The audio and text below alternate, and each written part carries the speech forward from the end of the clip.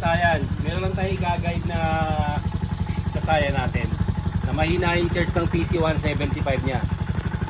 Wala naman tayong babaguhin sa stator. Ang kailangan lang natin magpalit ng full wave charger. Ito siya. Mamimili lang tayo sa dalawang malakas mag-charge. Yung isa, ito yung TTGR. Ito naman yung Liwa. Katulad nitong Macho 175, Liwa yung ano niya. Liwa yung kanyang regulator rectifier. Para makita nyo kasayan, tatanggalin ko yung upuan. Saka ako tatanggalin yung tangke. Ito yung ano niya kasayan. Tingnan nyo yung ano. Tingnan nyo yung kanyang reading. Ayan ha. Ayan yung reading niya ha. Tandaan nyo, ayan yung reading niya. 14.2, 14.3 naglalaro. 14.2, 14.3 ha. Kailangan hindi siya bumaba pag nagpalit tayo ng regulator rectifier. Pwedeng pumarehas lang sa kanya o huwag siyang bumaba. 14.2, 14.3. Tatanggalin namin itong tangke tsaka itong upuan para makita natin yung charger. Tapos pag nabakas, babalikan namin kayo. Yan ang kasaya, buksan na natin siya. Ito yung pandikilan. Pansinin mo yung tatak niya. Dito, tignan mo dito kung ano yung tatak niya. Kung may tatak yung charger. Malabo na ito. Ayun. Katukan mo. Liwa. Kasaya dalawa, yung sample natin. Parehas? Apo. Parehas to, ito. Etong ano na to kasayan, itong regulator rectifier.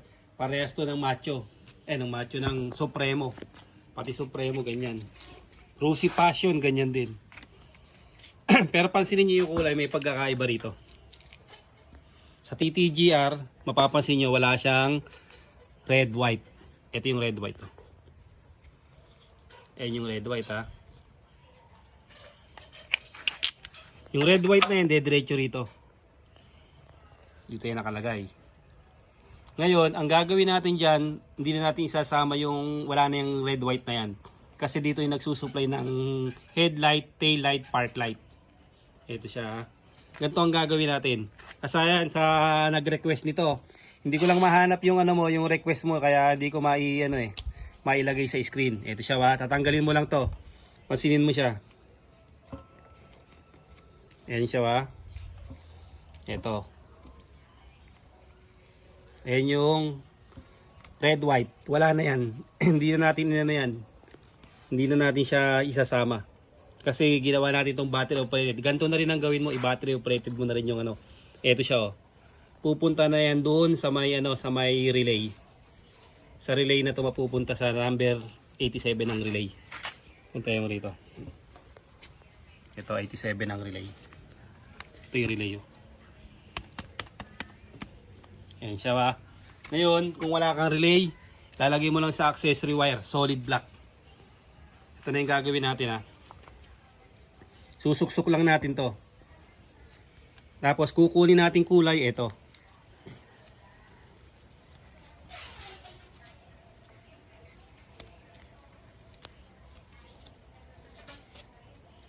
Hindi mo kailangang ilabas yung stator mo. Ang kailangan mo lang gawin, magpalit ka lang ng charger. Hindi mo gagayahin itong ano na to, itong charger na to. Ang una natin gagawin dyan, kung gusto mo TTGR natin unahin sa TTGR. Yan ha. Hop. Sorry. Naghanap. Hindi pala pwede magdikit yung red tsaka yung ano. Yung green. Yung green at red, hindi pwede siya magdikit ha, kasi parehas slide. Ito yun. Mapuputukan tayo ng fuse. Pag hindi na to umilaw, putok yung fuse natin. Okay pa naman. Ito ha. Ito, replacement yung kulay. Huwag nyo siyang sundan. Ang susundan nyo yung nasa loob. Ayan siya. Talagang makulit ka ba? May date ka talaga ba? Ito yung kulay green. Ilalagay din natin sa green. Ito, pag hindi, ito na kagad yung pagmalakasan na agad lalagay natin yung mas fast charger. Ay, tatak niya. Ayan siya ba? Color coding natin, dito tayo titingin ha, kulay green.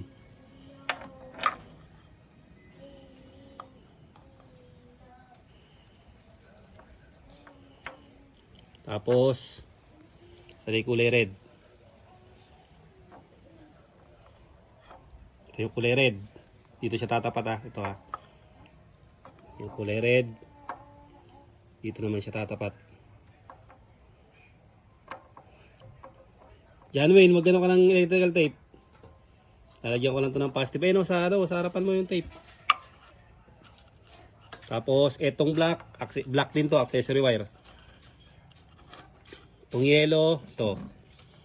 Yellow, ayun. Yellow rin. Ay, orange. Yellow to ha, kulay yellow. Tapos, sa baba, yung kulay, sa kabila sa kanan, kulay pink. Kulay pink, ilalagay natin sa white.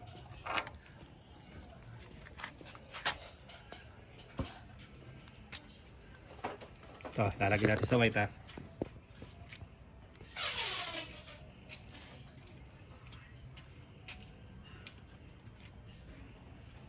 Sana?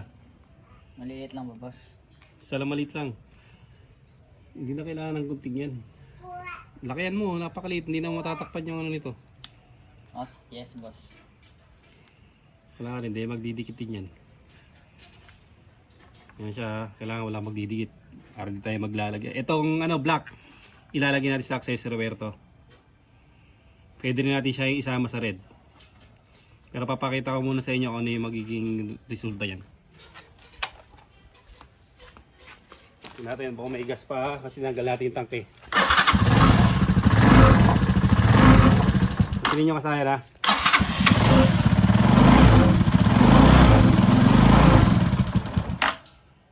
Overcharging kasi yung kulay black niya hindi pa nakakabit. Yung ilalagay natin siya sa kulay red. Sasama natin sa red. Pwede sa red, pwede sa ano ha. Pwede sa red, pwede sa black o accessory wire. Kasi yung iba, nilalagay na lang sa red. Kasi positive din naman siya. Saka ayaw nilang lumayo, ayaw nilang maganapan ng kulay black.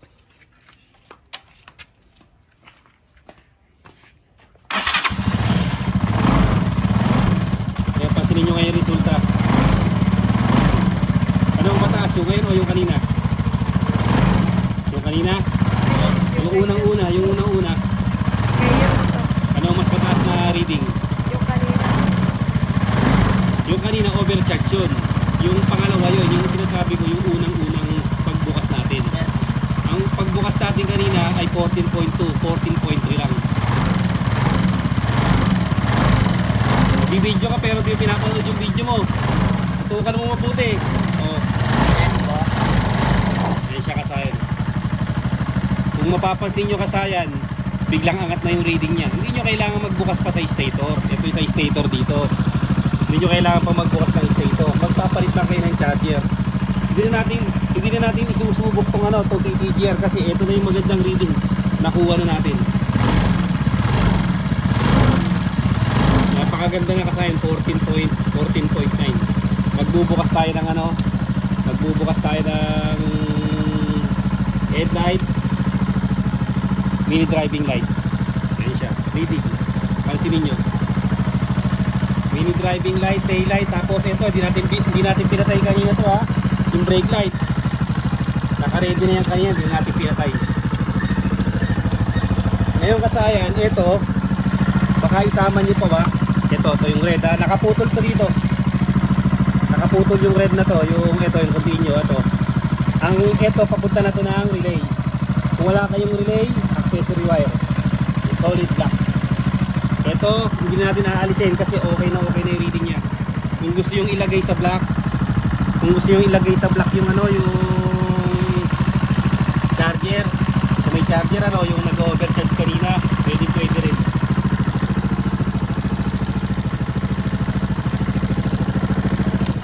Ito. Kung gusto nyo rin siyang ilagay sa accessory wire ha. Ang accessory wire nito, pinakamalapit na accessory wire nasa CDI. Ito siya. Ito siya ha. Ito, ganito gagawin naman natin. Ito, nag-iinit to ha. Normal lang na mag-init siya. Normal lang yun. Ito yung isa ha. sinama natin sa red. Pasensya na kasayan ha, ngayon lang namin nagawa ng video. Saka sa mga nagre-request yan, gagawan din natin yan. Susunod natin dito kay Paul dyan, Tutay Sangoyo. Kung paano maglagay ng relay para hindi na kukurap-kurap yung ilaw niya pag nagpe-preno. Ito kasayan yung pinakamalapit ha. Pinakamalapit dito sa may CDI. Ito siya. Yan, dito kayo maglalagay ha. Kung gusto nyo rito, dito kayo maglalagay ng kulay black.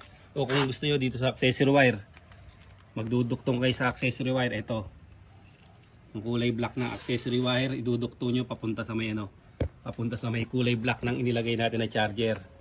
Etong papuntang stator na to, etong kulay na to pagka hindi nyo ito nilipat, stator drive pa rin ang ilaw nyo. Yung ilaw nyo stator drive pa rin. Pag nilagay nyo sa battery sa relay o sa accessory wire, magiging battery operated ang inyong ilaw. Ito siya, papakita ko ulit sa inyo. Nakatanggal na uli yung natin. Nakatanggal na uli yung black wire.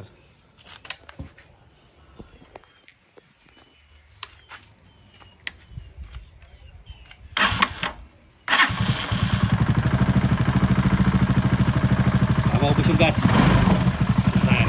Overcharging. Puputukan tayo ng mga ilaw niyan. Huwag nyo na ituloy pagka ganyan overcharging. Ilagay nyo na sa accessory wire o positive. Ito nga yun. Yung tinuturo ko sa inyo, ilagay nyo to sa kulay black accessory wire o black nitong flasher relay o isama nyo dito sa positive.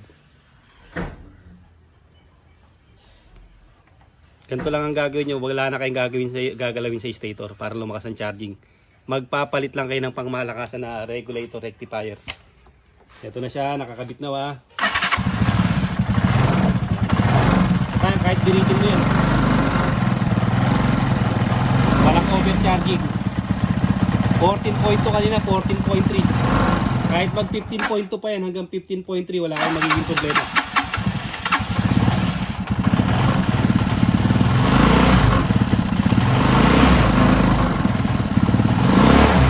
Ubos na yung stock ng gasolina.